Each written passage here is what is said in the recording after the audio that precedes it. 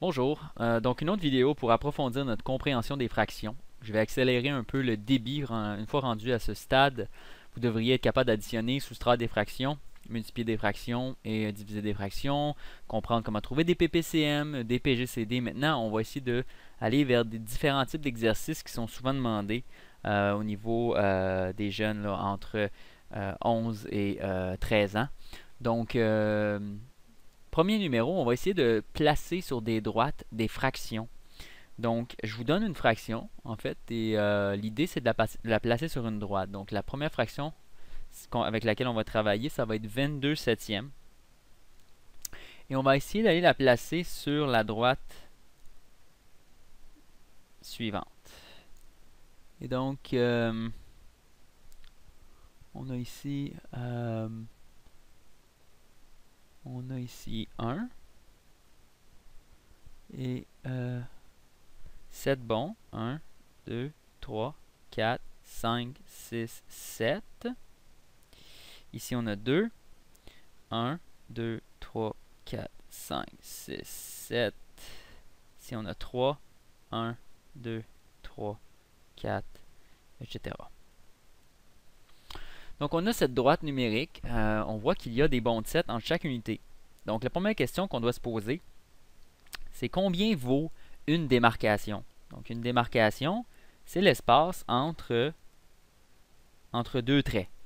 Donc, on recherche, je vais vous le mettre en vert, on recherche l'espace entre deux traits. Première question qu'on doit être capable de répondre.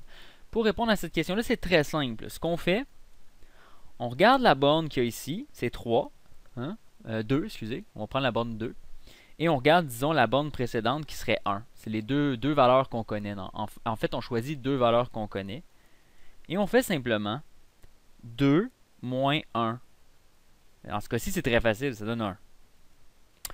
Ensuite, ce 1-là est divisé en combien de parties? Et pour savoir en combien de parties il est divisé, simplement compter 1, 2, 3, 4, 5, 6, 7. Et donc, ce 1-là est divisé en 7 parties. Donc, on divise cette quantité 1 divisé par 7. Donc, 1 divisé par 7. Et on obtient finalement que chaque intervalle vaut 1 septième. Une fois qu'on sait combien vaut chaque intervalle, c'est très très facile d'aller placer 22 septièmes. Nous devons d'abord prendre 22 septièmes et le transformer en nombre fractionnaire. Parce qu'on voit qu'on ne commence pas à 0 sur notre droite numérique. Donc on ne peut pas partir de 0, compter 1, 2, 3, 4, 5. On pourrait si on avait beaucoup de temps à perdre, mais il y a une façon beaucoup plus facile de faire la chose. On se dit simplement 22 divisé par 7 et on fait une division entière. Donc une division entière, c'est qu'on cherche seulement le dernier entier et non le reste en fraction. Pour ce faire, une bonne méthode pour commencer, là, pour vous donner un peu d'expérience, vous pouvez énumérer les multiples du dénominateur et voir que 21, c'est le dernier multiple qui est sous la valeur 22. Donc 21, c'est le dernier multiple qui est sous le 22 qu'il y a là.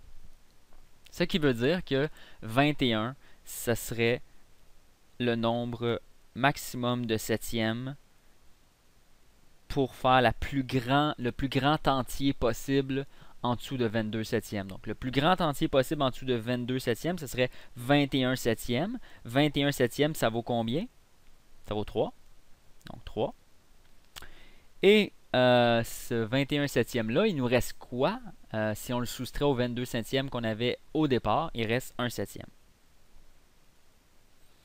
Donc, on obtient 3 et 1 septième. 3 et 1 septième. Vous voyez, là, cette fois-ci, on crée un nombre fractionnaire. Tout à l'heure, dans d'autres vidéos, on se débarrassait des nombres fractionnaires pour les mettre en fraction, pour pouvoir faire d'autres opérations avec les fractions. Cette fois-ci, on voit que c'est pratique d'avoir un nombre fractionnaire. C'est plus facile de le situer sur notre droite. Et une fois qu'on a toutes ces informations, on peut aller facilement placer 3 et 1 septième ici. Donc, puisque ici c'est 3 et qu'ici ça vaut 1 septième, eh bien, on a 3 plus 1 septième, on sait que 3 et 1 septième est là. Parfait. Un deuxième exemple. Donc cette fois-ci, on va essayer d'aller placer la fraction 39 huitièmes. Donc encore une fois, je démarre une droite. Et cette droite-là, cette fois-ci, elle est divisée en bonds de 4 unités. Donc de 4. En fait, c'est pas 4 unités. C'est des bonds de 4. Comme ça, entre chaque. Donc 3, 4. 1, 2, 3, 4. 1, 2, 3, 4. 1, 2, 3. Bon. Donc ça continue là. On a ce qu'on veut nous. Donc ça commence à 3, 4, 5, 6, 7. Nous, la question qu'on se pose, encore une fois, toujours la même question. Hein. Le raisonnement est très important. Là. Peu importe la difficulté des exemples. Tantôt, on va faire des exemples beaucoup plus difficiles. Juste pour vous mettre au défi, pour voir si vous avez bien compris. Et c'est important de se souvenir de la démarche. Donc la démarche, on prend deux points connus. Hein, deux points connus. Donc le premier point connu pourrait être par exemple le 4 qu'il y a ici et le 3 qu'il y a là. Maintenant, on fait la soustraction entre la plus grande borne connue et une plus petite borne qui est connue. Donc 4 moins 3. Ça nous donne encore 1. On est chanceux. On commence avec des exemples faciles. Et maintenant, on prend ce 1 là et on le divise par le nombre de divisions entre chacun de ces deux bornes là. Donc comment il y a de divisions entre le 3 et le 4? Il y en a 1, 2, 3, 4. Donc on voit que ça donne bel et bien un quart. Ça nous donne que chaque division vaut un quart. Hein. Tout à l'heure, ça nous donnait que chacune des divisions valait un septième. Là, cette fois-ci, chacune des divisions vaut un quart. Nous, on veut aller placer 39 huitièmes. 39 huitièmes, là, c'est pas des quarts. Hein? Donc, il va falloir se poser la question, est-ce qu'on est capable d'avoir une idée en quart, combien que ça vaut 39 huitièmes, ou est-ce qu'on est capable de voir des huitièmes sur cette droite numérique? Vous allez voir, c'est pas très complexe. Peut-être que certains d'entre vous l'ont déjà trouvé. Donc, la première étape, on va se demander 39 huitièmes, il y a combien d'entiers là-dedans? Hein? Donc, pour ce faire, on fait une division entière encore. Donc, les 39 divisé par 8. Si vous connaissez bien vos tables, vous savez que ça va assez rapidement. Là.